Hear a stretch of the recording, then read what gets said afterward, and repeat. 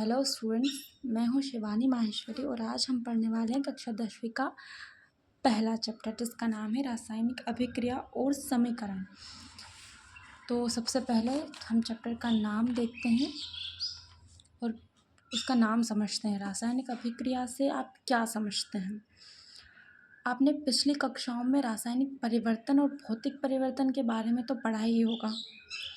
रासायनिक परिवर्तन से आप क्या समझते हैं? जब कोई किसी भी वस्तु या किसी भी धातु या किसी भी पदार्थ के अंदर कोई रासायनिक परिवर्तन होता है, मतलब कि उसके अंदर अब केमिकल रिएक्शन हो चुकी है और आप पुरानी चीज़ वापस से नहीं बना सकते। जैसे लकड़ी का जलना, एक बार लकड़ी जल चुकी है तो अब आप पुनः उस राख से लकड़ी को नहीं बना सकते। ये हुआ रासायनिक परिवर्तन। और भौतिक परिवर्तन, लकड़ी को काटना, लकड़ी को काट कर रहेगी तो वो लकड़ी है, काटने से कोई उसमें परिवर्तन नहीं हुआ। हाँ, उसके फिजिकल चीज़ों में ज़रूर उसका आकार छोटा हो गया होगा, पहले मोटी थी अब पतली हो चुकी होगी, तो उसके भौतिक आधार पर उसमें परिवर्तन ज़रूर हुए, लेकिन रासायनिक रूप से उसमें कोई परिवर्तन नहीं हुआ। जैसे मोमबत्ती का जलना, रासायनिक और भौतिक परिवर्तन दोनों साथ होते हैं इसमें। जब मोमबत्ती से मोम पिघलता है तो वो होता है भौतिक परिवर्तन। केवल मोम पिघलकर पहले खड़ा होता है, मोमबत्ती के रूप में पिघल जाता है, फैल जाता है, फिर जम जाता है, उससे हम फिर से मोमबत्ती बना सकते हैं। लेकिन जब मोमबत्ती की जो बाती होती है वो जल जाती है और राख बन जाती है तो हम उससे फिर से बाती नहीं बना सकते हैं। ये हुआ रासायनिक परिवर्तन। जब रासायनिक परिवर्तन होता है तो उसके द्वारा जो क्रिया होती है रासायनिक परिवर्तन होने के दौरान, वो जो क्रिया होती है उसी को हम रासायनिक अभिक्रियाएं कहते हैं। और जब उसी अभिक्रिया को हम समीकरण के रूप में लिख देते हैं तो उसे रासायनिक समीकरण कहते हैं। जैसे हम देखें, अगर मैग्नीशियम रिबन को हम जला रहे हैं से मेरा मतलब क्या है? जलाना हमेशा ऑक्सीजन की उपस्थिति में होता है, तो मैं मैग्नीशियम की अभिक्रिया ऑक्सीजन से करवा रही हूँ और मुझे मैग्नीशियम ऑक्साइड, वो जो राख मिल रही वो है मैग्नीशियम ऑक्साइड। जब मैंने इसे रासायनिक, तो ये हुआ रासायनिक परिवर्तन, मैंने इसे रासायनिक अभिक्रिया कहा। जब ये अभिक्रिया हुई कि मैंने मैग्नीशियम को ऑक्सीजन के साथ मिलाया और मैग्नीशियम ऑक्साइड बन गया, ये हुई रासायनिक अभिक्रिया। जब मैंने इसे समीकरण के रूप में लिख दिया, जिसे मैग्नीशियम की अभिक्रिया ऑक्सीजन से करवाने पर क्या बना? Magnesium oxide. जो भी चीज़ हम मिलाते हैं उसे हम प्लस करके लिखते हैं और जो बनता है उसे उसकी तरफ एरो का निशान लगा के उत्पाद को लिख देते हैं। इसे कहते हैं रासायनिक समीकरण और ये इसी फॉर्म में लिखे जाते हैं। एक और अच्छा एग्जाम्पल देख लेते हैं हम। जब हमारे पेड़ पौधे प्रकाश संश्लेषण करते हैं तो जो कार्बन डाइऑक्साइड होती है जो हम छोड़ते हैं और पेड़ पौधे ग्रहण करते हैं, तो वो कार्बन डाइऑक्साइड लेते हैं और जो जल उनकी जड़ों से होता है, प्राप्त होता है उन्हें, तो कार्बन डाइऑक्साइड और जल को वो लेकर प्रकाश की उपस्थिति में, प्रकाश की कौन सी रेस होती है? प्रकाश में यूवी रेस होती है, पराबैंगनी किरणें, अल्ट्रा वायलेंट रेस। तो जो कार्बन डाइऑक्साइड और जल प्रकाश की उपस्थिति में अपना भोजन बनाता है, जिसे जो ग्लूकोज के फॉर्म में होता है, C6H12O6 ग्लूकोज का सूत्र है ये। तो जब कार्बन डाइऑक्साइड और जल आपस में मिलते हैं तो ग्लूकोज बनता है, जल बाहर निकलता है और ऑक्सीजन बाहर निकलती है, जिस ऑक्सीजन को हम ग्रहण करते हैं। आगे इसके ये कुछ क्वेश्चन है जो एनसीईआरटी से हमने लिए थे, आप देख सकते हैं। सबसे पहला क्वेश्चन था कि जो मैग्नीशियम रिबन है, जैसे अभी हमने मैग्नीशियम को जलाया था, तो इसकी जो रिबन होती है इसको जलाने से पहले साफ़ क्यों किया जाता है? क्योंकि उसके वो ऑक्सीजन से पहले ही क्रिया कर चुकी होगी, शायद उसके ऊपर ऑक्सीजन की कोई परत होगी, तो उसे हटाने के लिए या कोई और कण होगा, उसे हटाने के लिए हमें मैग्नीशियम को साफ़ करना पड़ता है। चलिए आगे पढ़ते हैं। हाइड्रोजन, और उसमें एक सेंटेंस दिया हुआ था कि आप हाइड्रोजन की क्लोरीन से अभिक्रिया करवाओगे तो हाइड्रोजन क्लोराइड बनेगा। तो इसे आप समीकरण के फॉर्म में कैसे लिखेंगे? तो आप देख सकते हो हाइड्रोजन जो होती है वो हमेशा 2 के फॉर्म में होती है, H2 ही होगा। कभी H सिंगल जो हाइड्रोजन होती है वो सिंगल एलिमेंट या सिंगल जो परमाणु होता है उसमें एग्जिस्ट नहीं कर सकती, क्योंकि इसके अंदर एक ही इलेक्ट्रॉन होता है। तो H2 जब क्लोरीन के साथ अभिक्रिया करेगी तो हाइड्रोजन क्लोराइड बनेगा, जो अम्ल होता है।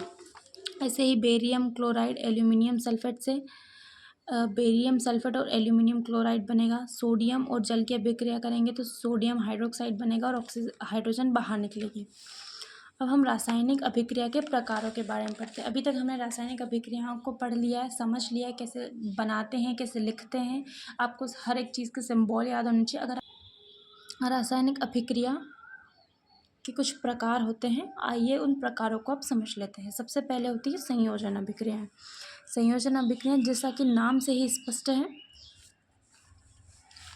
कुछ होती है संयोजन अभिक्रियाएं जैसा कि नाम से ही स्पष्ट है। संयोजन मतलब जोड़ना, योग करना। जब दो यौगिक मिलकर एक नया उत्पाद बनाएंगे तो उसे हम संयोजन अभिक्रिया कहते हैं। जैसा कि देखते हैं कैल्शियम ऑक्साइड होता है, उसकी अभिक्रिया जब हम जल से करवाते हैं तो कैल्शियम हाइड्रोक्साइड बनता है। पता है कैल्शियम ऑक्साइड क्या होता है?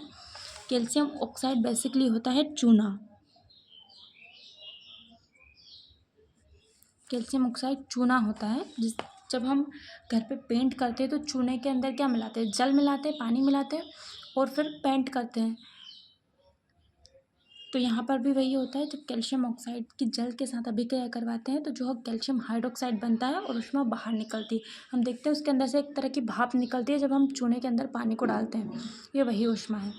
और इसका उपयोग कहाँ किया जाता है? हमें पता है, दीवारों की सफ़ेदी करने के लिए हम कैल्शियम हाइड्रोक्साइड का उपयोग करते हैं। और जब हम पेंट करते हैं तो ये इतना चमकदार नहीं होता, लेकिन थोड़े टाइम बाद ये चमकने लगता है, क्योंकि जो कैल्शियम हाइड्रोक्साइड होता है वो कार्बन डाइऑक्साइड से अभिक्रिया करके कैल्शियम कार्बोनेट होता है, जिसे हम संगमरमर कहते हैं। तो संगमरमर पतली परत बना देता है जिससे वो चमकदार हो जाता है। जो चूने कैल्शियम हाइड्रोक्साइड हमने पेंट किया था कुछ समय बाद चमकदार हो जाता है, 2 या 3 दिन बाद और चमकने लगता है, क्योंकि उसके साथ जैसे जैसे कार्बन डाइऑक्साइड रिएक्शन करने लग जाती है वो चमकता जाता है। एक होती है ऊष्मा, दूसरे नंबर पर आती है ऊष्मा क्षेपी अभिक्रिया। वे अभिक्रियाएँ जिसमें ऊष्मा उत्सर्जित होती है उन्हें हम ऊष्मा क्षेपी अभिक्रिया कहते हैं। जैसे जो मेथेन होती है, ये गोबर गैस के अंदर पाई जाती है। जो मेथेन होती है CH4 उसका सूत्र होता है। तो मेथेन की जब हम ऑक्सीजन के साथ अभिक्रिया करवाते हैं तो कार्बन डाइऑक्साइड जल बनता है और ऊर्जा बाहर निकलती है। आपके NCERT में ये एग्जाम्पल दे रखा था तो मैंने ये दिया, नहीं तो ये ऊपर वाला जो हमने अभी कैल्शियम ऑक्साइड बनाया है, कैल्शियम हाइड्रोक्साइड बनाया है कैल्शियम ऑक्साइड से, तो भी ऊष्मा बाहर निकली हुई है और इससे भी ऊष्मा क्षेपी अभिक्रिया हम कह सकते हैं। और इसका उपयोग हम कहाँ करते हैं? जो ऊष्मा क्षेपी अभिक्रिया है ये साग सब्जियों का विघटन या कंपोस्ट जो होता है वहाँ भी हमें देखने को मिलती है, क्योंकि जब कोई भी साग सब्जी सड़ती है, गलती है, तो वहाँ से भी एनर्जी निकलती है जिसका ग्रहण जो छोटे मोटे कीड़े मकोड़े होते हैं वो करते हैं। आइए अब आगे बढ़ते हैं। अगली आती है वियोजन अभिक्रियाएं। वियोजन अभिक्रिया, वियोजन का अर्थ क्या होता है? शाब्दिक अर्थ क्या है वियोजन का? टूटना या बिखरना। जब एक एलिमेंट 2 या 2 से अधिक एलिमेंटों में टूट जाएगा तो उसे वियोजन अभिक्रिया कहते हैं। जैसे फेरस सल्फेट का बहुत अच्छा एग्जाम्पल है। फेरस सल्फेट को अगर हम ऊष्मा देंगे फेरस सल्फेट को तो फेरस ऑक्साइड बनेगा, फेरिक बनेगा और सल्फेट ऑक्साइड और सल्फेट डाइऑक्साइड और सल्फेट ट्राइऑक्साइड गैसें बाहर निकलेंगी। जो फेरस ट्राइऑक्साइड होगा, फेरिक ऑक्साइड होगा सॉरी, वो ठोस होगा, बाकी दोनों गैसें होंगी। कैल्शियम कार्बोनेट का भी एग्जांपल ले सकते हैं। कैल्शियम कार्बोनेट जो संगमरमर था हमारा, उसमें अगर हम ऊष्मा देंगे तो कैल्शियम ऑक्साइड यानी हमारा चूना बन जाएगा और कार्बन डाइऑक्साइड बाहर निकल जाएगी। ऐसा एक और एग्जांपल हम सिल्वर क्लोराइड के साथ भी ले सकते हैं। जब हम सिल्वर क्लोराइड को धूप में रखेंगे, सूर्य के प्रकाश में रखेंगे, तो वो धूसर रंग होगा और धूसर रंग होकर सिल्वर अलग हो जाएगा और क्लोरीन अलग हो जाएगा। इसी प्रकार हम सिल्वर ब्रोमाइड से भी कर सकते हैं। अब अगली अभिक्रिया हम पढ़ते हैं विस्थापन अभिक्रिया। विस्थापन मतलब एक एलिमेंट अपनी जगह से दूसरे एलिमेंट को हटा देगा, इसे हम विस्थापन अभिक्रिया कहेंगे। जैसे जब हम आयरन की अभिक्रिया कॉपर सल्फेट से करते हैं, फेरस की अभिक्रिया हम कॉपर सल्फेट से करते हैं, तो जो आयरन होगा वो कॉपर को अपनी जगह से हटा देगा और खुद जाकर बैठ जाएगा। जैसे फेरस ऑक्साइड और कॉपर सल्फेट दोनों की अभिक्रिया करेंगे तो फेरस सल्फेट बन जाएगा और कॉपर बाहर हो जाएगा। ऐसा ही जिंक की अभिक्रिया अगर हम कॉपर ऑक्साइड से करते हैं तो भी यही देखने को हमें मिलता है। जिंक और आयरन क्योंकि अधिक अभिक्रियाशील होते हैं, इसलिए ये ऐसा करते हैं कि कॉपर को उसकी जगह से हटा देते हैं। अब पढ़ते हैं हम द्विविस्थापन अभिक्रियाएं। जैसे अभी एक एलिमेंट दूसरे एलिमेंट को विस्थापित करा था। अब दो एलिमेंट आपस में प्रतिस्थापित होंगे, विस्थापित होंगे। इस अभिक्रिया को हम द्विविस्थापन अभिक्रिया कहेंगे। जैसे सोडियम सल्फेट की अभिक्रिया अगर हम बेरिलियम क्लोराइड से करवाएंगे तो बेरियम सल्फेट और सोडियम क्लोराइड बनेगा, जिसमें आयनों का, इसे हम कहते हैं कि इनमें आयनों का आदान प्रदान होता है आपस में। ये सोडियम जो है वो क्लोरीन के साथ अभिक्रिया करेगा और बेरियम जो है वो सल्फेट के साथ अभिक्रिया करेगा। अब आगे हम बढ़ते हैं उपचयन अभिक्रिया। उपचयन का मतलब होता है ऑक्सीकरण का जुड़ना, इसलिए इस अभिक्रिया को हम ऑक्सीकरण अभिक्रिया भी कहते हैं, क्योंकि इस अभिक्रिया में ऑक्सीजन जुड़ती है और हाइड्रोजन बाहर निकलती है। तो उपचयन अभिक्रिया में जब भी ऑक्सीजन जुड़ेगी उस अभिक्रिया को हम उपचयन अभिक्रिया कहेंगे। जिसे हम यहाँ देख सकते हैं, हम कॉपर की अभिक्रिया अगर हम ऑक्सीजन से करवाते हैं तो ये कॉपर ऑक्साइड बनता है। कॉपर ऑक्साइड और हाइड्रोजन गैस बाहर निकलती है। इसी कॉपर ऑक्साइड के हाइड्रोजन के साथ अभिक्रिया करवाते हैं तो अपचयन होता है, क्योंकि इसमें हाइड्रोजन जुड़ रहा है, कॉपर अलग हो जाएगा और H2O अलग हो जाएगा, जल बाहर निकल जाएगा। जब भी ऑक्सीजन जुड़ती है, जैसे यहाँ पे कॉपर के साथ ऑक्सीजन जुड़ रही थी तो कॉपर का क्या हुआ था, ऑक्सीकरण। लेकिन यहाँ पर कॉपर ऑक्साइड से ऑक्सीजन हट रही है और कॉपर बन रहा है, तो क्या हुआ, अपचयन यानी अनऑक्सीकरण हुआ। और जब ये दोनों अभिक्रियाएं एक साथ होती हैं तो इसे हम रेडॉक्स अभिक्रिया कहते हैं। जैसे कि जो कॉपर ऑक्साइड है, जब हाइड्रोजन के साथ इसकी अभिक्रिया करवाई जाती है तो कॉपर हट जाता है और H2 है, जो H2 है हमारे पास, वो ऑक्सीजन से अभिक्रिया करके जल बना लेता है। तो कॉपर के पास से ऑक्सीजन हटी यानी कॉपर का हुआ अनऑक्सीकरण, अपचयन हुआ।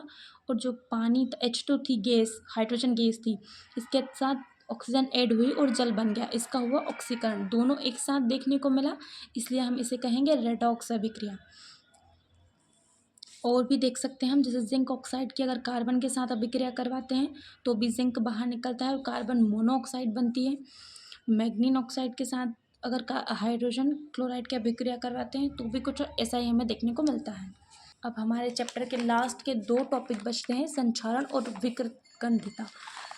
इनसे सवाल आने की संभावना ज़्यादा होती है क्योंकि ये हमारे दैनिक जीवन से संबंधित है। संक्षारण आपने पढ़ा होगा, आपने देखा होगा अपने आसपास कि जब लोहे पर जंग लग जाती है उसे हम संक्षारण कहते हैं। जब भी कोई धातु नमी, अम्ल, आर्द्रता या जल के संपर्क में आती है तो वो धातु संक्षारित हो जाती है। इस घटना को संक्षारण कहते हैं। जैसे लोहे का जंग लगना, जब वो जल पानी के संपर्क में आता है या नमी के संपर्क में आता है तो उस पर एक भूरे रंग की परत चढ़ जाती है, जिसे हम जंग कहते हैं और इसी घटना को संक्षारण कहते हैं। ऐसा चांदी के साथ भी देखने, चांदी के ऊपर एक काली परत पड़ जाती है, ये चांदी का संक्षारण हुआ। तांबे के ऊपर एक हरी परत चढ़ जाती है, जिसे हम नींबू छाछ से हटाते हैं। अब नया टॉपिक आता है विकृतगंधिता। गंध यानी महक, खुशबू, और विकृत यानी खराब हो जाना। जब कोई गंध, किसी पदार्थ की गंध खराब हो जाती है उसे विकृतगंधिता कहते हैं। ये तो शाब्दिक अर्थ हुआ। आइए हम समझते हैं ये कैसे होता है। जैसे वसायुक्त या तेली खाद्य पदार्थ होते हैं, जैसे चिप्स हो गया या जो भी तले गले चीज़ हम खाते हैं, फास्ट फूड खाते हैं, वो लंबे समय तक अगर बाहर रखे रहते हैं ऑक्सीजन से रिएक्ट करके उपचयित हो जाते हैं। अपचयन अभिक्रिया अपन ने अभी पढ़ी, ऑक्सीजन का जुड़ना अपचयन कहलाता है, उपचयन कहलाता है। तो जब वो पदार्थ ऑक्सीजन जुड़कर उनमें उपचयित हो जाते हैं तो वो विकृत गंधित हो जाते हैं और इसी घटना को विकृत गंधिता कहते हैं। जैसे आप बहुत बार कहते हैं कि इस पर तो तेल चढ़ गया है और यह इसका स्वाद बदल जाता है और अच्छा नहीं लगता, उसे विकृत गंधिता कहते हैं।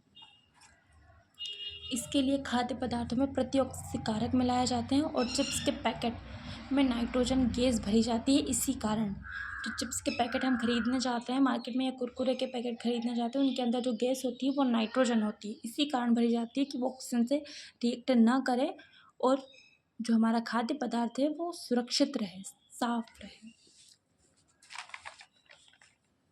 तो यही हमारा चैप्टर जो होता है वो, यही हमारा चैप्टर ख़त्म होता है। इस तरह हमने चैप्टर को पूरा पढ़ लिया है। अब इसके क्वेश्चन आंसर हैं जो हम फिर किसी वीडियो में देखेंगे।